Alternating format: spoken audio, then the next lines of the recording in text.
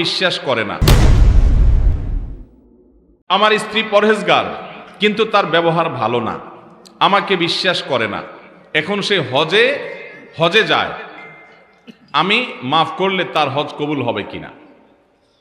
মাশাআল্লাহ, এই স্বামী তো ভালো মানুষ দেখা যাচ্ছে, যে বউ তার সাথে ব্যবহার খারাপ করছে, তারপরে বউর হজ নিয়ে চিন্তা আছে কবুল হবে কি হবে না। মাশাআল্লাহ, নেককার মানুষের আলামত বোঝা গেল। শুনেন, নবী করিম সাল্লাল্লাহু আলাইহি সাল্লামের কাছে বলা হলো, হে আল্লাহর রাসূল, আমরা একটা লোককে চিনি, যেই লোকটা অনেক নফল নামাজ পড়ে, রোজা রাখে, অনেক ভালো ভালো কাজ করে, কিন্তু সে প্রতিবেশীর সাথে ব্যবহার খারাপ করে, প্রতিবেশীর সাথে সম্পর্ক খারাপ, প্রতিবেশীদের কষ্ট দেয়। কি হবে তার? নবী সাল্লাল্লাহু আলাইহি সাল্লাম বলেছেন, হুয়া ফিন্নার, সে জাহান্নামে যাবে। এরপরে বলা হলো, হে আল্লাহর রাসূল, আরেকজন আছে যে ফরজ নামাজটা পড়ে, হারাম গুনাহ থেকে, কাজগুলো থেকে বাঁচে, অতিরিক্ত নফল আমল করার সময় সে পায় না, কিন্তু তার প্রতিবেশীর হক আদায় করে, কেউ তার দ্বারা কষ্ট পায় না। নবী সাল্লাল্লাহু আলাইহি সাল্লাম বলেছেন, হুয়া ফিন্নার, এই ব্যক্তি জান্নাত, এই হুয়া ফিল জান্নাহ, এই ব্যক্তি জান্নাতে যাবে। তাহলে বোঝা গেল, আপনার ব্যক্তিগত আচার আচরণ যদি খারাপ হয়, মানুষের হক যদি নষ্ট করেন, আপনার নফল আমল ইবাদত আল্লাহর কাছে গ্রহণযোগ্য হবে। তবে যে বোনের কথা বলা হলো, তিনি সত্যিই যদি তার স্বামীর সাথে ব্যবহার খারাপ করেন, আচরণ খারাপ করেন, তিনি গুনাহগার। স্বামী যদি তাকে মাফ করেন, যে স্বামী প্রশ্ন করেছেন, আপনি যদি মাফ করে দেন তাকে আল্লাহর জন্য, তিনি যদি নিজেকে শুধরে নেন, তাহলে ইনশাআল্লাহ তার হজ এটা অবশ্যই ফলপ্রসূ হতে পারে, এটা অবশ্যই আল্লাহর কাছে মাকবুল হতে পারে, বিশেষ করে আপনি স্বামী হিসাবে যদি তাকে মাফ করে দেন। স্বামী ও স্ত্রীর মাঝে ঝগড়ার কারণে স্বামী যদি স্ত্রীকে বলে, আমি তোমাকে বিদায় করে দিব, কোন স্বামী যদি তার স্ত্রীকে এরকম কথায় কথায় তালাকের কথা বলে, সে নিকৃষ্ট স্বামী। কথায় কথা তালাকের কথা বলা যাবে না। কিন্তু মাসআলার উত্তর হলো, যদি কেউ বলে আমি তোমাকে তালাক দেব, রশি কেটে দেব, অর্থাৎ এখন দেই নাই, দেব ভবিষ্যতে, এই দেব যদি বলে, তাতে তালাক হয় না। কিন্তু দেব বলার পরে যদি বলে দিলাম, তাহলে আবার তালাক হয়ে যাবে। অর্থাৎ অতীতকালীন ক্রিয়া এটা যদি বলে, তাহলে তালাক হয়ে যাবে। আর ভবিষ্যৎকালীন ক্রিয়া ব্যবহার করে যদি বলে, তাহলে তালাক হবে না।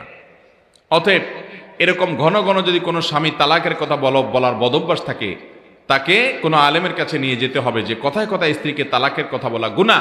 আবার অনেক মহিলাও আছে ছোট লোক টাইপের, কথায় কথায় বলে যে তোমার সংসার আর করব না, আমি চলে গেলাম বাপের বাড়িতে, ব্যাগটা গোছায় হাঁটা দেয়।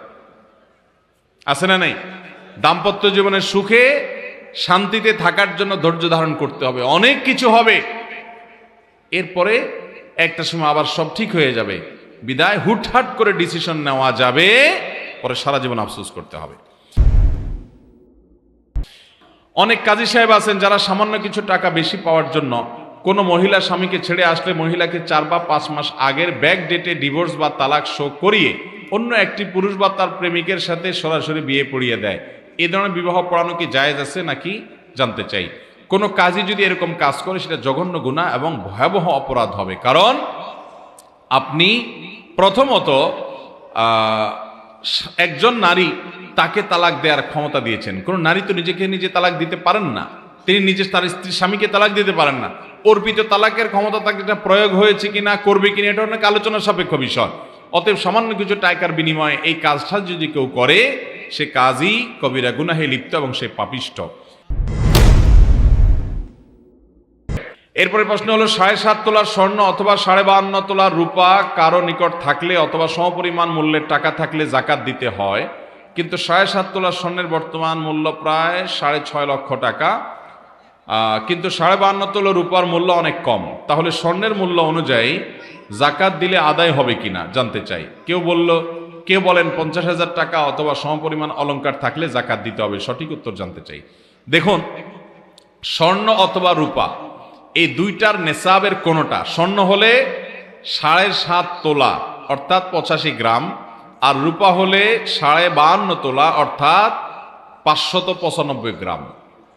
এই পরিমাণ স্বর্ণ অথবা রূপা যে কোনো একটার মালিক হলে তার উপরে জাকাত ফরজ। এখন আমাদের যদি নাগের টাকা হয়, এই টাকাটা স্বর্ণেও কনভার্ট হতে পারে, রূপায় কনভার্ট হতে পারে, এই জন্য সর্বনিম্নটা টাচ করলে জাকাত এসে যাবে।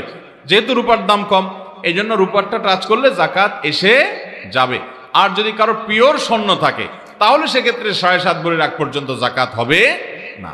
কিন্তু স্বর্ণ কিছু আছে, টাকা কিছু আছে, তাহলে দুইটার মূল্য যোগ করে রূপারটা টাচ করলে জাকাত হয়ে যাবে। শুধু স্বর্ণ থাকলে শুধু তখন 7.5 ভরির আগে জাকাত আসবে না। এই বিষয়ে ওলামা ইকরামের তেমন কোনো মত পার্থক্য আছে বলে আমার জানা নাই, যদিও এটা আমাদের অনেকের বুঝে নাও আসতে পারে, কিন্তু মাসআলা এটাই এবং চূড়ান্ত সিদ্ধান্ত এটাই। এরপরে প্রশ্ন হলো, নারীদের সঠিক পর্দার নিয়ম জানতে চাই। নারীরা কিভাবে সঠিকভাবে পর্দা করবেন, তার সকল সৌন্দর্যকে তিনি ঢেকে চলবেন। আল্লাহ বলেছেন, ওয়ালা ইউবদিনা যিনাতাহুন্না ইল্লা মা যাহারা মিনহা। নারীরা তাদের সৌন্দর্যের যেগুলো এমনিই প্রকাশ হয়ে যায় সেগুলোর কথা ভিন্ন, বাকি সকল সৌন্দর্য তারা ঢেকে ঢুকে রাখবে, এগুলোকে তারা প্রকাশ করবে না। এটাই হলো শরীয়তের নির্দেশনা, এবং এর মাধ্যমে একজন নারী তার পর্দা পালন করবেন। তিনি কোনো পুরুষের সাথে প্রয়োজন ছাড়া কথা বলবেন না। প্রয়োজনে কথা বলতে গেলে কণ্ঠকে কোমল করবেন না, এটা হলো তার পর্দা। এবং তার পর্দার অংশ হিসেবে এমন বোরকা পরবেন না, এমন পোশাক পরবেন না যেটা দ্বারা তার শরীর অঙ্গ প্রত্যঙ্গ ফুটে ওঠে কিংবা প্রকাশিত হয় কিংবা অন্যের দৃষ্টিকে আরো বেশি আকৃষ্ট করে, তার এটা পর্দা হবে না।